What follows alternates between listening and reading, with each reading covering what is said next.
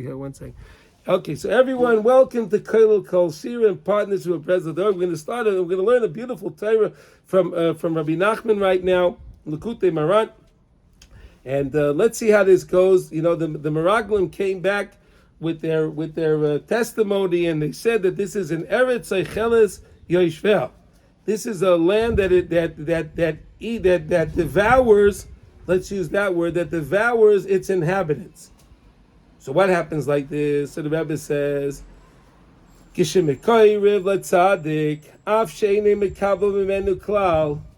If a person goes and they spend time with a tzaddik, right? Those of you who had the schus to go see, let's say, Reb Chaim Kanievsky Zatzal, right? The Sar Shal Torah. Did anyone have the opportunity to see him? Anyone in the Chevra here? Anybody? No? Okay. All right. Well, anyway, when you went in to see the tzaddik, it's just the reiyas pnei tzaddik. You saw the emes. You saw emes. You saw truth. You saw the truth. So here, shemikoyev la tzaddik af sheini mikabel ameni klal. Even you came close to the tzaddik, you reiyas pnei tzaddik, even though you may not have gotten anything from the tzaddik, but you came to the tzaddik. So then who gam came toiv ma'oid ve'emuna levada shemamim b'tzaddik. The fact that a person believes in the tzaddik, in the koyach of the tzaddikim, like we say in our davening every day, ala tzaddikim ala chasidim, shalom miftach la tzaddikim, right? We talk about this in our davening every single day, 3 times a day. It's in our Shmoyne Esrei. So we shouldn't feel strange. What I mean, we're talking about to be mekarev la tzaddik, right? This is what we're trying to do with davening. We're asking Hashem to bring us close to the tzaddikim, right? The fact that we have emunah in the tzaddik, that a Jew has emunah and they understand that it's all about the tzaddikim. Why is this so important? Because again, in these parshiyas, right? The parshiyas of Shlach, the parshiyas of the Meraglim, again, and then the parsha of Korach, what he did against Moshe Rabbeinu. Not that Korach would look at Moshe Rabbeinu, not that the Meraglim would see the tzaddik and be mamin in the tzaddik, believe in the tzaddik, but no, they went to bat against the tzaddik. Chas v'shalom. Now, what does he say? Moyel avodas Hashem yisbarach. So this will be very beneficial. This is very beneficial to the individual's avodas Hashem, right? In other words, even though the person may not have learned anything from the tzaddik, but the fact that he's in the presence of the tzaddik, the fact that he's in that presence of the tzaddik, that's an amazing, amazing thing. I mean, I remember when I was a child, I had the schus to go to the Lubavitcher Rebbi many times and see the tzaddik. You know, to see a tzaddik, it's unbelievable. You just feel something special. And you feel something, and you have emunah. This helps avodas Hashem, because he says like this: Ki teva achila, because it's the way of achila. We were learning this the other day, 3 weeks ago, when we were learning that piece in Birchas Hareach, and we were talking about how the things change over. We're going to see in a minute. This is where it comes from. Ki teva achila shahamazoin nehapech lenizon, that the food turns into sustenance. It sustains the person. The food, you eat the food, and it sustains the guf. Kigoin shachai eicheles tzeimeach, kigoin asavim. Like the same way that an animal, right, a cow, a goat, a sheep, or whatever it is, right, they're eating and they're grazing. A horse, right, it does any animal that grazes, right, they graze. So what are they doing? They're eating the grasses. So the fact that the animal consumed the food, so that food now is broken down, digested by the animal, okay, and then parts of the food are distributed to the body of the animal. So now that food, that blade of grass that was in the category of tzeimeach, right? It was in the category of tzeimeach. It wasn't in the category of chai, because chai is all animals and all plants and I mean all animals, birds, insects, and things like that. Fish. is all part of Chai. Now, when it comes into the animal's kishkis, when he digests it, and the same way it goes from a chai to a medaber. What does that mean?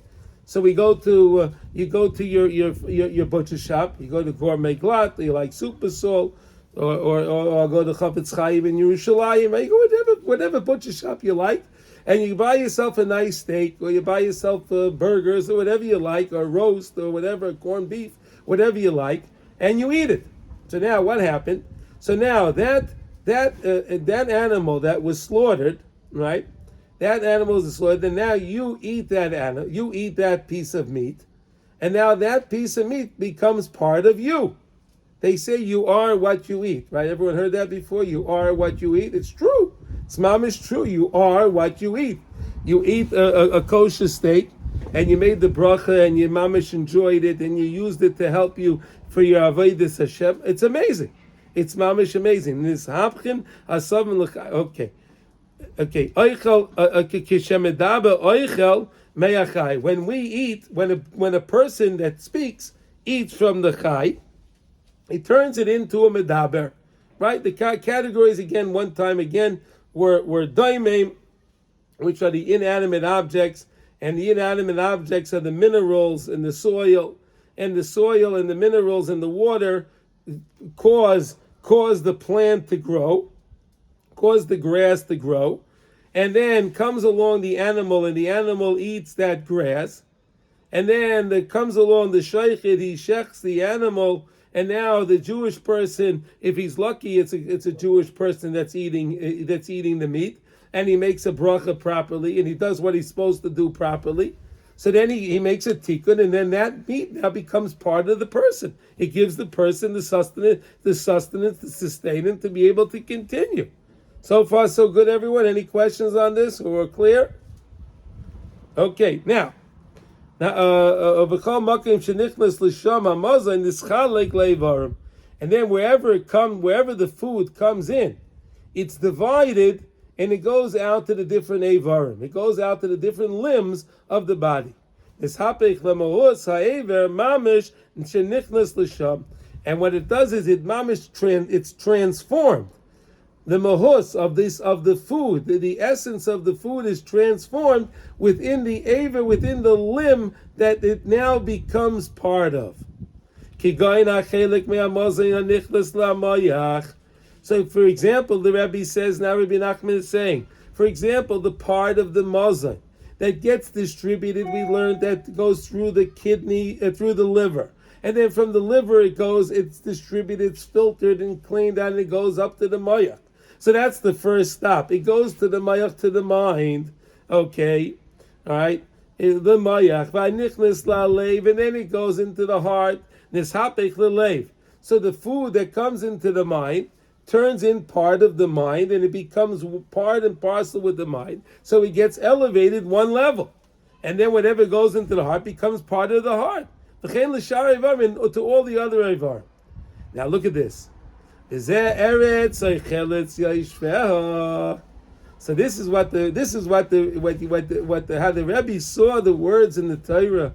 It's unbelievable. Look at this. Eretz oicheletz yishveh ki eretz hu bechinatz emuna.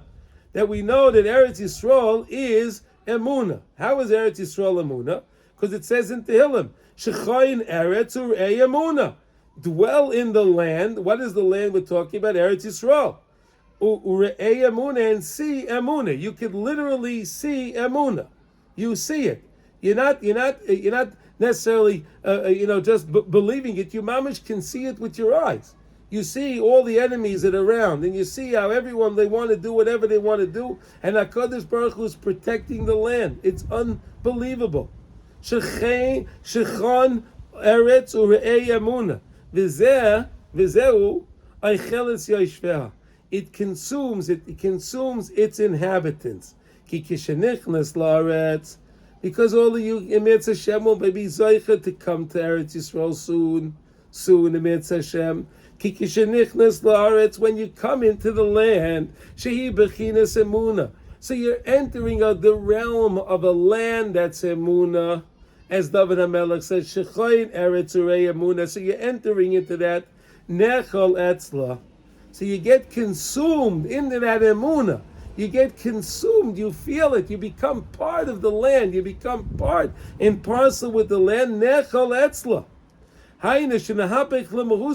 It transforms the mohus of the person's ideals and the emunah that the person has based on the fact that you come to Eretz Yisrael. If you believe in the tzaddik and you believe in the teachings of the tzaddikim, shu bechinas eretz, it's also emunah, right? We have to have emunah. Nechol tzaddik and hapich lemutz tzaddik mamish. So then the person can become part and parcel with a tzaddik. When you study the teachings of the tzaddikim, you become one with the tzaddikim. Baruch Hashem, Baruch Hashem. And the same way, when you come to Eretz Yisrael and you see the emunah, and you experience the emunah, you become part and parcel with Eretz Yisrael. Eretz Yisrael ba'atzma yesh lo gam kein hakoyach hazeh. Eretz Yisrael has this koyach also to transform a person, to change a person. Why do you think all of the Bachrim, they try to come to Eretz Yisrael to learn? Many people will say, hey, why do you got to go to Eretz Yisrael to learn? You could learn also, there are nice yeshivas, in Chutz La'aretz. Why do you have to be necessarily in Eretz Yisrael? Because we're learning. When a Bacher comes to Eretz Yisrael, it transforms the Bacher. It transforms it. It transforms the whole ideals. It shakes out all of the shtuyot, all of the nonsense that was put into his head via living in those in Eretz Amim, the nations of the world all the time. Look what the Gemara says in Ksubas. The Rebbe is quoting this. The Gemara in Ksubas, you could look this up, fellas. Kuf Yud Aleph on Daf Amid Beis. Okay, you could see this. Kol hayoyshe be'eretz Yisrael shori b'loy oven. If you live in Eretz Yisrael, you're dwelling, you're there without sin. Wow. Gemara in Ksubas. Shenemar ha'am hayoyshe ba nisu oven. Like we say in the Yud Gimel Midas Arachim, noisei oven. Right? A Kodesh Baruch Hu is noisei oven. What does it mean to noisei oven? Noisei means to elevate, right? He picks up the oven, right? He picks it up, right? It's like a masul. Also can mean a load. HaKadosh Baruch Hu carries it. He carries it. What does it mean he carries it? So I taught you this. I saw this beautiful vart. I'll share it again with you from the Bas Ayin, the beautiful tzaddik, the Bas Ayin in his Sefer Bas Ayin. He's buried in Tzfas. Yeah, Baruch Hashem. And the tzaddik said like this, what does it mean? Hashem is noisei oven. So it means like this. It's very simple. That HaKadosh Baruch Hu says that I choose to have Hester upon him. I choose to hide myself in this world. Hashem chooses to hide himself.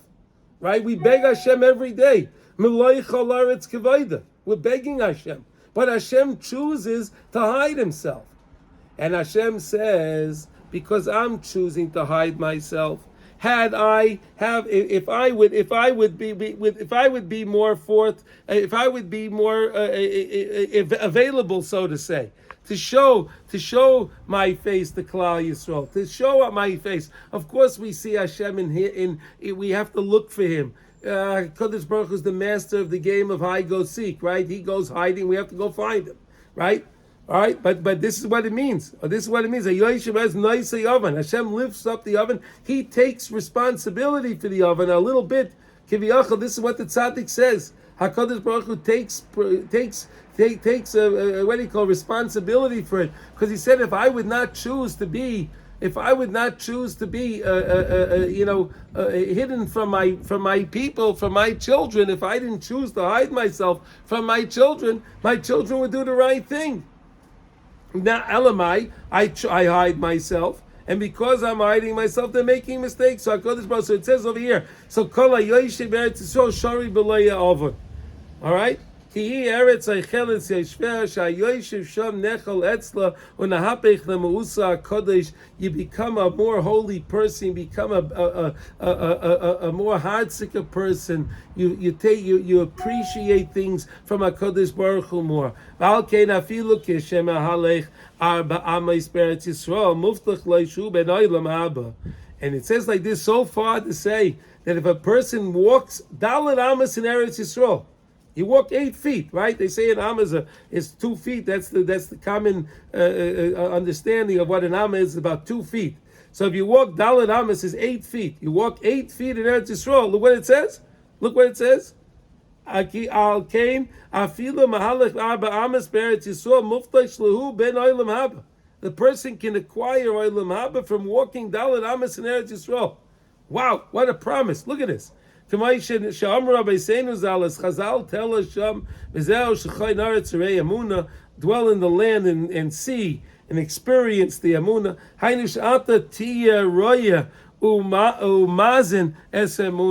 That you should be able to see and you can be mazen and you could sense and you could ingest, you could the Amunah.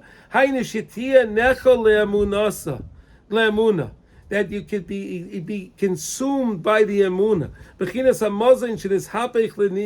The same way when you eat something, the food that you are becomes part and the sustenance for the person. So too, if you come to Eretz Yisrael, the land is Eicheles Es Yishveh. It's a land, it's a Eicheles Es Yishveh. What does it mean? It's a land that consumes the people. What does that mean? It's a positive thing. It's not a negative thing. It's not a negative thing. The land, the Amunah in the land becomes part and parcel to us. The main thing is in the Ratzon. If a person's living in Eretz Yisrael and he wants so badly to become close to Hashem, and to serve Him, but sometimes HaKadosh Baruch Hu gives everyone, they have their own taivas, their own desires and lusts and different things. But if a person wants so badly to serve HaKadosh Baruch Hu, but yet he has the nisyonos, he has the tests, and sometimes he doesn't pass the test. But what does it say? Sheva tzaddik yipol v'kam. Right? The guy can fall down 7 times, but what happens each time he gets up? And that's the main thing. Azayadei his karvas be'emunah. The emunah tzadikim hu bechines achila v'necha latzadik. The same way when you see the tzadik, the same way when you learn the teachings of the tzadikim. Like we're learning the teachings of the tzaddikim, but we're learning here. Bechines achila necha latzadik. You become part and parcel with the tzaddikim. Misham liftach latzaddikim. Hainu shenahapech lemausa. You turn your whole essence turns into a tzaddik. Achem ein would say klal avodas Hashem. But if the person comes to Eretz Yisrael and he has no connection with anything, and he's not trying to serve HaKadosh Baruch Hu. He's coming to Eretz Yisrael because he likes the weather. He's coming to Eretz Yisrael because he likes the food in Eretz Yisrael. He's coming to Eretz Yisrael because he likes the beach in Eretz Yisrael. He's coming for whatever reason. So what does he say here? So you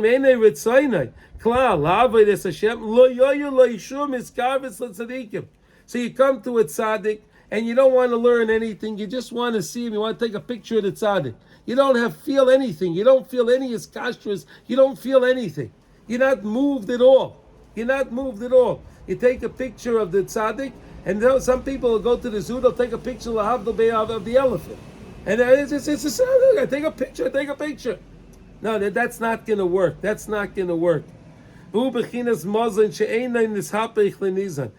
the food that doesn't turn into sustenance. That's the food that the person regurgitates, that he spits up. He can't eat it. It doesn't turn into anything. It won't be beneficial.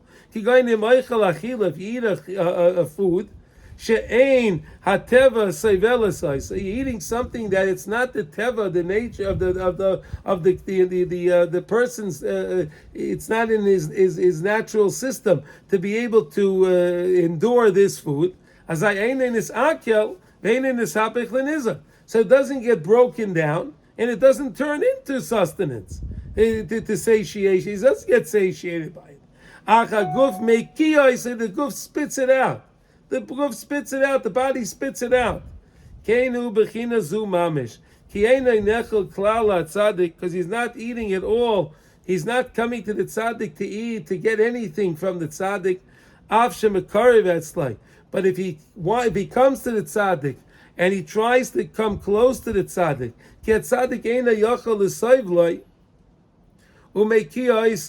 so if a person is like this, why won't it work? So the Rebbe is explaining why won't it work with a tzaddik. So we understand why it won't work with Eretz Yisrael, but now why won't it work with the tzaddik? Because the tzaddik has to so to say, eat this neshama. He has to so to say ingest this. But the tzaddik sees this person is against Hashem. He's against the Torah. He's against the Emunah. So the tzaddik can't accept this person. Kasher kora es hagoy. The same way Eretz Yisrael spit out the nations of the world that were here because they weren't doing the Ratzon Hashem. They weren't following the Zayim mitzvahs b'nei Noach. They weren't doing that. They didn't want to follow anything. They weren't interested in following anything. So the land spit them out.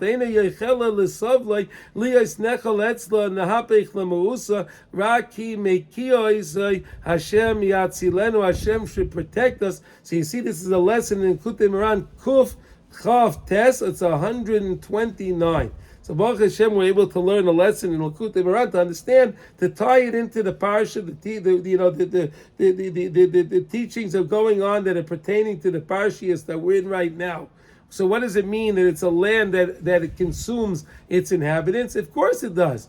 If a person comes to Eretz Yisrael and he wants to experience, and he sees the godless of HaKadosh Baruch Hu, and that's what he's trying to do. So of course, the land will consume him. He'll become part and parcel with the land. Any of us can be zeicher to that. And the same thing, if we have the opportunity to sit by a tzaddik, to go to the tzaddikim, to be with the tzaddik, to see the tzaddik's face, gaze at the tzaddik's face, and see how you feel. You feel something special inside when you see the re'iyas pnei tzaddik. So I want to tell you a quick story now before we finish. Okay. And this is a true story. Okay, there was a fella that was an older man, and he was a businessman, and he had a sizable business, and he had different things with his invoices, and he had a bank with a factor and whatever was going on. And he got a message that day. That the bank was going to take an ACH out of his money, out of his account. They were going to take out, make a withdrawal from his account for money that he had to pay back. But he didn't have the money. He didn't have that money. He didn't have it, and he didn't know what he was going to do, because if his account would go in the negative, it would be a terrible thing. So it was towards the end of the day, and he had no idea what he was going to do. So he sat down. He started talking to him. He was talking to HaKadosh Baruch Hu. His Baidah, speaking to the Rebbeinu Shalom. He said like this: Hashem, I know. Look at how much goodness you give me in my life. I know. I see all the bracha that you're giving in my life, and I know, Hashem, that anything you do. We have the nisyonos, we have the tests, and HaKadosh Baruch Hu, anything that you do and any test that I have, I know you're doing it for my own good. I know that. So Hashem, when am I going to be angry at you that I don't have the money? I'm not going to be angry at you. Rather, I want to sit down and I want to say thank you to you, Hashem, and I want to thank you, HaKadosh Baruch Hu, for everything that you do for me all the time. Right? The normal tendency is, they'll be upset. Hashem, look why you put me in this position. I don't have the money. I have to pay the money. Hey, all the tightness, right? But this guy said, no, wait a second. I'm gonna thank the Rebbeinu Shalom. That's what I'm gonna do. So what did he do? He took out his tehillim and he said, Mizma l'sayda v'yu Hashem, ivdu es Hashem b'simcha b'ilafana. Okay, right? He's thanking Hashem, saying thanks to Hashem. but he said it slowly. He said it slowly, and he enjoyed every single word that he was reading, and he was mamish attached to David HaMelech. He was attached to the Tehillim, and he said it again, and he said the kapitel again and again and again, and he felt good. He felt something special inside, that he was able to not be upset at HaKadosh Baruch Hu. Not only not be upset, I can give HaKadosh Baruch Hu thanks because I owe HaKadosh Baruch Hu everything anyhow. So the story goes like this: that what happened was that he went home, and then he checked his account early in the morning. He wanted to see what happened, so he probably logged on to the bank there to see what was going on, and he sees that the payment went through. They took the money, and the payment went through, and he even has some money left in his account. And he couldn't understand it. How did this happen?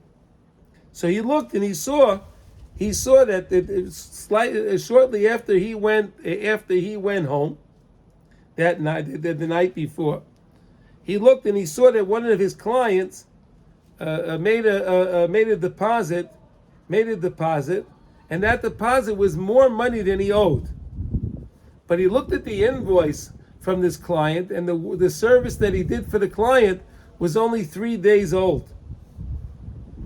And he said he didn't understand. He said this client would never pay me before at least 30 days, 45 days. He would never pay me.